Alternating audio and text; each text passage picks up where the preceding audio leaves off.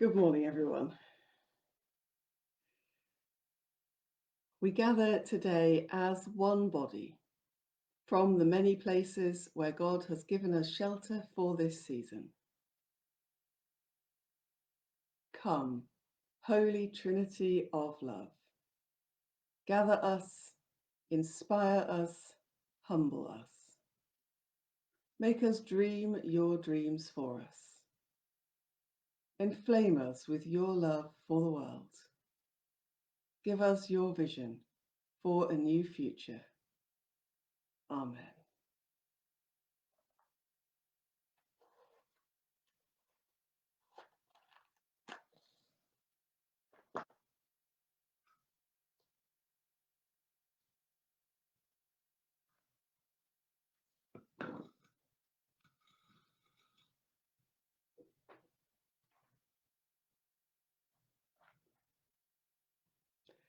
Our light from the same source, our breath from the same Spirit.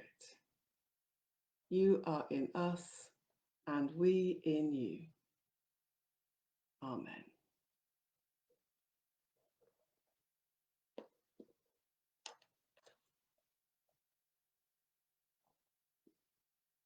The collect for this week. Divine Reaper, who alone can judge without vengeance or fear, free us from our desire to repay evil with evil. Root us in creation's longing for freedom from oppression. Shape us by hope unseen for the victory of love. Through Jesus Christ, with whom we suffer and are glorified. Amen.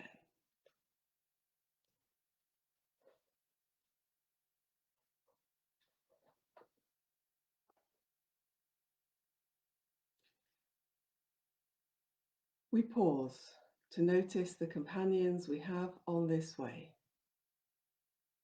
all differently bodied, all beautifully imperfect, all searching, working, rejoicing, suffering.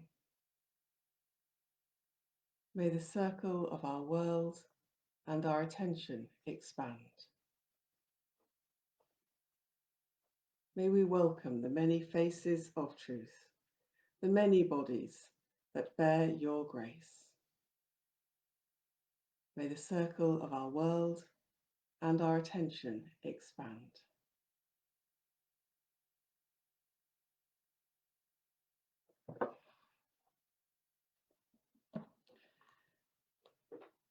We're going to use just the Acts reading today and tomorrow because we've got quite it's one of those bits that you can't separate up into small chunks. You really need whole sections of the story. So we're going to have fairly substantial pieces today and tomorrow. So today we're on chapter 21. We read up to verse 16 on Monday. So we're starting at verse 17 and we're going to go to verse 36 towards the end of the chapter.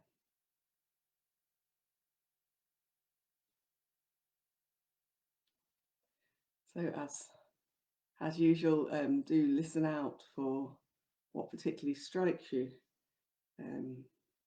as we go through. When we arrived at Jerusalem, the brothers and sisters received us warmly. The next day, Paul and the rest of us went to see James, and all the elders were present. Paul greeted them and reported in detail what God had done among the Gentiles through his ministry. When they heard this, they praised God. Then they said to Paul, "You see, brother, how many thousands of Jews have believed, and all of them are zealous for the law. They have been informed that you teach all the Jews who live among the Gentiles to turn away from Moses, telling them not to circumcise their children or live according to our customs. What shall we do? They will certainly hear that you have come. So do what we tell you. There are 4 men with us who have made a vow. Take these men, join in their purification rites, and pay their expenses so that they can have their heads shaved. Then everyone will know there is no truth in these reports about you, but that you yourself are living in obedience to the law. As for the Gentile believers, we have written to them our decision that they should abstain from food sacrificed to idols, from blood, from the meat of strangled animals, and from sexual immorality. The next day, Paul took the men and purified himself along with them. Then he went to the temple to give notice of the date when the days of purification would end, and the offering would be made for each of them. When the 7 days were nearly over, some Jews from the province of Asia saw Paul at the temple. They stirred up the whole crowd and seized him, shouting, "Fellow Israelites, help us! This is the man who teaches everyone everywhere against our people and our law in this place. And besides, he has brought Greeks into the temple and defiles this holy place." They had previously seen Trophimus the Ephesian in the city with Paul and assumed that Paul had brought him into the temple. The whole city was aroused, and the people came running from all directions. Seizing Paul, they dragged him from the temple, and immediately the gates were shut. While they were trying to kill him, news reached the commander of the Roman troops that the whole city of Jerusalem was in an uproar. He at once took some officers and soldiers and ran down to the crowd. When the rioters saw the commander and his soldiers, they stopped beating Paul. The commander came up and arrested him and ordered him to be bound with 2 chains. Then he asked who he was and what he had done. Some in the crowd shouted one thing and some another.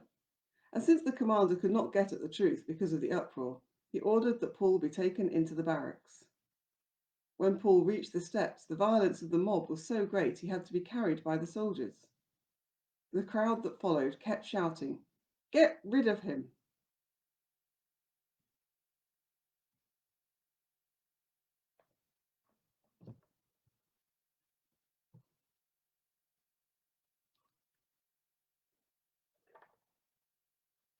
Morning, everyone. If you've joined us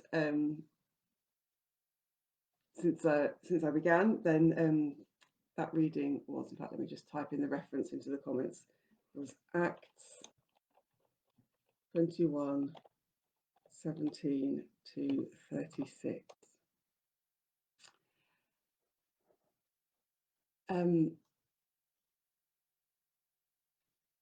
So I'd be interested to hear what you make of that, what particular pieces jump out at you. I think for me, I mean, there's so much in there.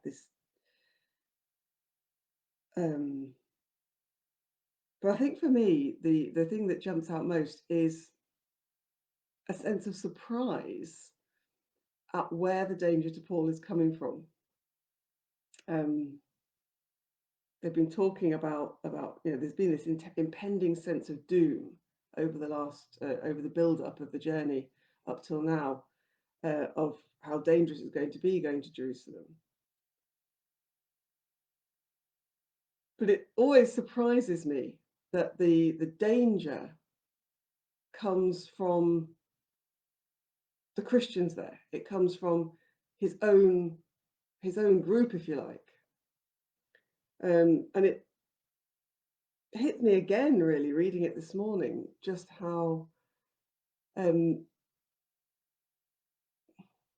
dangerous, not necessarily violent, but certainly damaging and abusive we Christians are capable of being to one another and to those who disagree with us. And yes, absolutely, as some of you have pointed out, the violence of that lynching moment, and the irony that the Romans are the one that save Paul in this instance, and of course the parallelism with Jesus's death, where it's because of the riots that he's arrested and put to death because the Romans want to keep peace in the area. And the similarity with so many of the Black Lives Matter riots and protests that we've experienced, where the person blamed is the person that the people are trying to attack, rather than the people who are doing the attacking. The rioters are the ones causing the trouble here, and yet it's Paul that they've chosen to turn on, who's the one who gets chained and taken off. Now, as it happens, that happens to save him in this instance, but the victim blaming really strikes me today.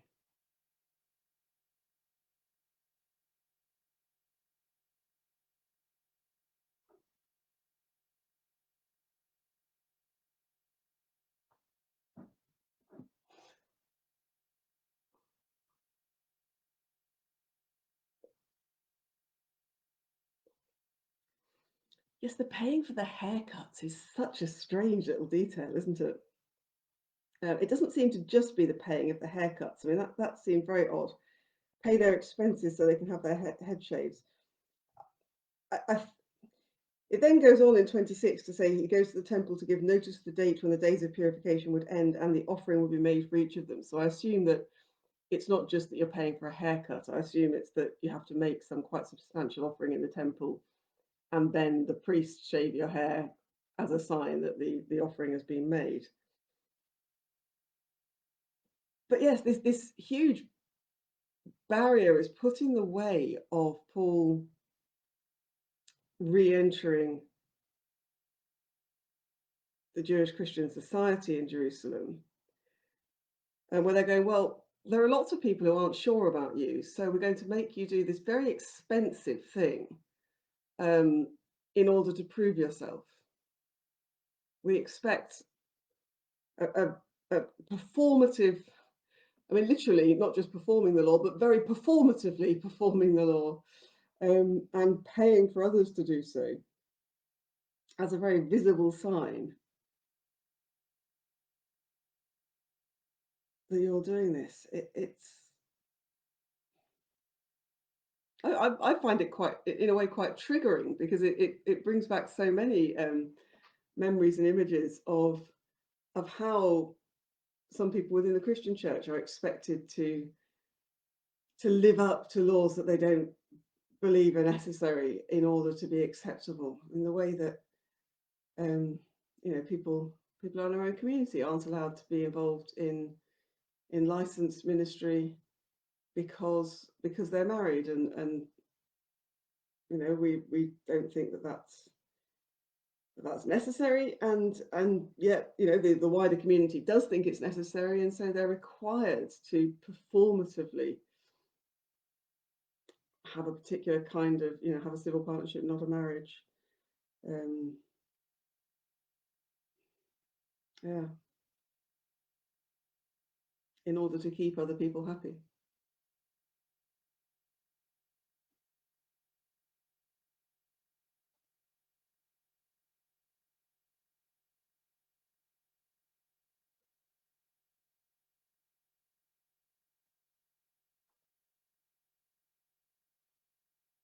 Interesting question.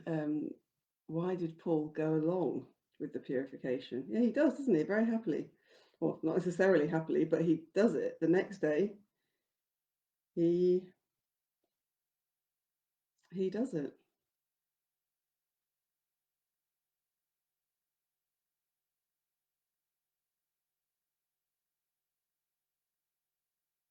And Paul doesn't necessarily, as we've seen over the past chapters, take other people's advice. He's very clear. So presumably, he doesn't feel that this is an unreasonable or unbelievable, totally unacceptable thing to ask.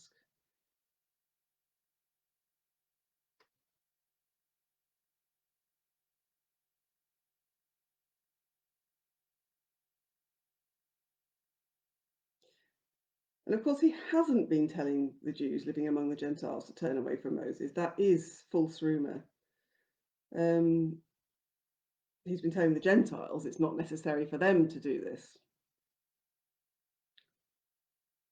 Presumably, he himself is quite happy to do this. I'm sure if he had a moral objection to the rite of purification, he would have said so. So the point of telling us that seems to be to make it clear that there was no reason for this riot, that the riot was purely based on false rumour and or vindictive, and there was no justification for it because Paul was doing what he'd been asked to do.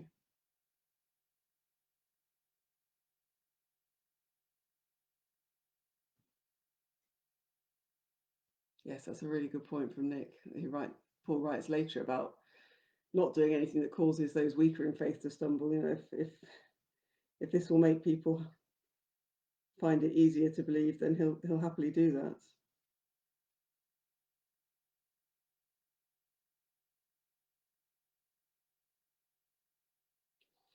So what do we take from this